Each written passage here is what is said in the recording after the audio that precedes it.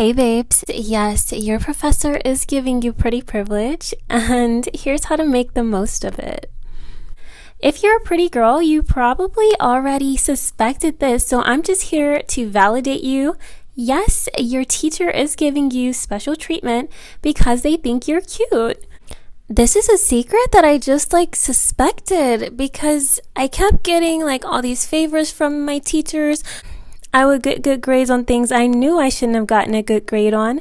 I would get excused from being penalized for things I would see other students get penalized for right in front of me, you guys. I will tell story times in another video, but it has been the privilege has been dramatic. There's now a scientific study that supports what I'm saying, so don't argue with me, argue with science, and I will link that video below.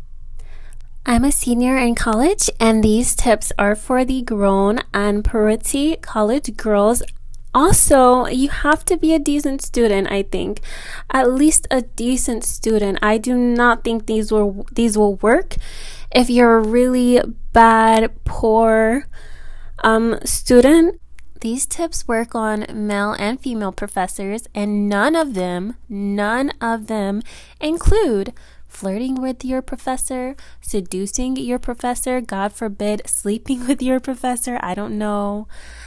I just feel like I need to say this because I've definitely seen women flirt with their professors, and that's their business. I'm not judging anybody, but I'm telling you, I have never done this. You don't have to do that.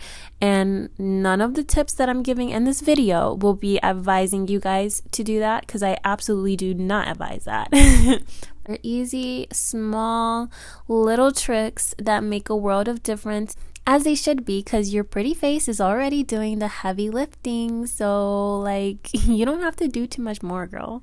I was already getting these benefits without even knowing, without doing all of these things or most of these things. I was just getting the special treatment just from existing as a pretty girl in class. So you really don't have to do anything, but these tips will make it so that you're being super effective and you're making sure that your pretty privilege is getting you the most out of your classroom experience. And you deserve to use these tips, okay? Some people are born into families where they inherit great study skills, a heavy focus on academia. Some people are born into families where they inherit a lot of wealth. And some of us, all we inherited from our family was looks. And so we get to use that to our benefit, just like everybody else gets to use whatever they have. My first tip is, this should be really obvious, but it's to sit in the front. Sit in the front. I know for some of you girls, you're cringing already. It's some people are really act like they're allergic to the front seats. If you have a pretty face, obviously it has to be seen for you to get pretty privilege. Sit in the front. Sit in the front half of the classroom. So anywhere between the first row and the third row. Any chair that's not up against the wall. Okay? If you're sitting in that area, first, second, or third row from the front, and any chair that's not up against the wall, you're in the right spot. Okay? Your face is going to be seen. Your face is going to be clearly seen, recognized by your teacher every single day. You're going to stand out, etc., etc., etc. Okay? Sit in the front, babe. And I've always been the type of person to sit in the front, not because I ever thought about this, but I always had the thought, my logic was I'm paying thousands of dollars to be in this classroom. I'm not sitting in the back where I gotta look over people's head to see I have to squint to see the board. I have to yell to answer a question or ask a question. Like what? But yeah, I know a lot of people don't think that way. And also a lot of people, they're comfortable in the back. They're cozy up against the wall. Stop being a wallflower. Stop being shy, okay? If you want your pretty privilege to be pretty privileging, you need to get you need to be seen. You have to be seen, duh. The second tip is act like you are interested in your teacher or interested in the subject matter. Obviously, not romantically interested. I'm saying act like you like them. Okay. I cannot explain this. Act like you like your professor, like in a regular professor kind of professorly, studently, academically appropriate manner. Smile when you see them. Say good morning. A lot of students, they come in, they just sit down. If you're one of those students that say good morning, professor, every single time you come in, or hi, professor, every single time you come in, or even just sometimes, you're going to stand out. Your professor is going to remember you, and they're definitely going to think that you like them, or again, not in a romantic way, just in a normal way. And the psychology is people that like you are more likely to like. That is just psychology for you.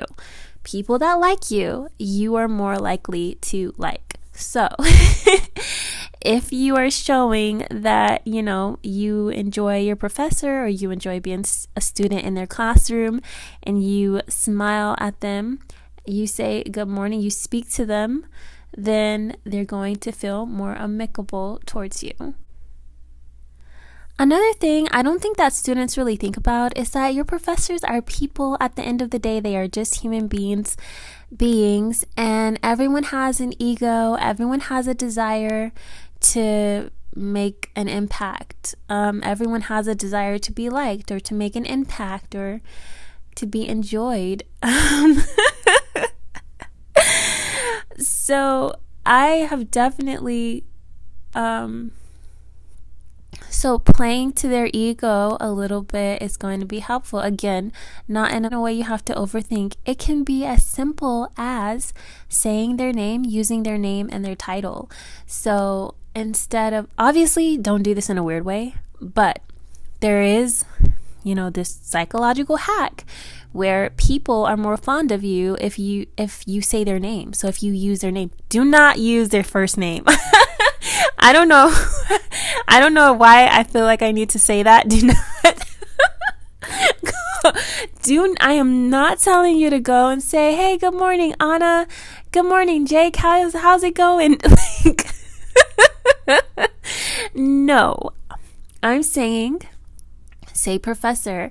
If you have a question, start it off with professor, or Professor Charles, or Professor Smith. What do you think X, Y, and Z, Z, Y, and X? Or can you please explain Z, Y, and X on chapter 15, Professor such and such? I'm saying to just use their name a little bit more than usual, and always use that professor title. I've never been in this situation, but I've seen students not say professor, and then some professors, they really don't like that. They absolutely will correct that person as far as the way that they want to be addressed. So use their title a little bit. Say, good morning, Professor such and such, Professor such and such. Can you please elaborate on chapter 15? I don't really know about what this means, Professor such and such. Use their title. Obviously, don't overuse it. Don't be weird and excessive about it. Just be intentional about using it more often than most people. That being said, don't be afraid to talk to your teachers. And the last thing is, don't be afraid to talk to them. Ask for help a lot. I'm not telling you to be that student that asks questions every 2 seconds. No. I'm saying that when you don't understand something, genuinely, you really don't get it, go ahead and make sure it is known. Don't be afraid to ask questions. Do not be afraid to ask questions. What people invest into, this is just another psychological tip. What people invest into, they value more. So when they have to invest more time in helping you or explaining something to you, they're naturally just going to value you a little bit more. Do not do this in an excessive, rude, or overbearing kind of way, because then they might just think that you're an idiot, that you're a dummy, and yeah, you don't want that either. You just want to give them the opportunity to help you when you need help, when you really need help.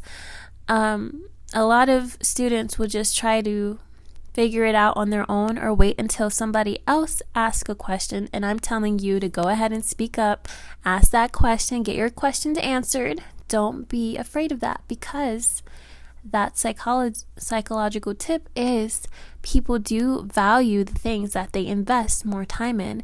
And then again, they're just getting to know you. They're having an excuse to look at your pretty face. So that's all good as well.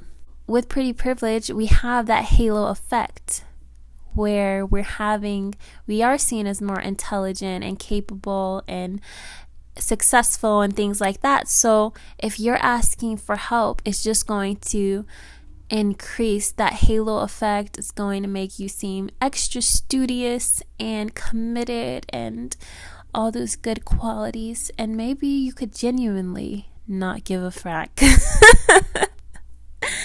But it doesn't matter, honey. Okay. The other tip that goes into this is like, don't be one of those students that's like not paying attention and you're like on your phone and excessively. I've definitely been on my phone a little bit, but I've never been up in class and just been like on my phone like in a really rude manner. I do think that being rude or lazy will cancel out some of that pretty privilege. I've never been a rude student. I've definitely been a little bit of a lazy student, and that's kind of what I mean when I say I didn't get penalized very much for things that other people got penalized for, like cutting class or anything like that. But it was mostly because when I showed up to class, when I was in class, I was very sweet and attentive. And the little times that I was on my phone, I would usually, do I don't know if you guys know this trick, but here's a little trick.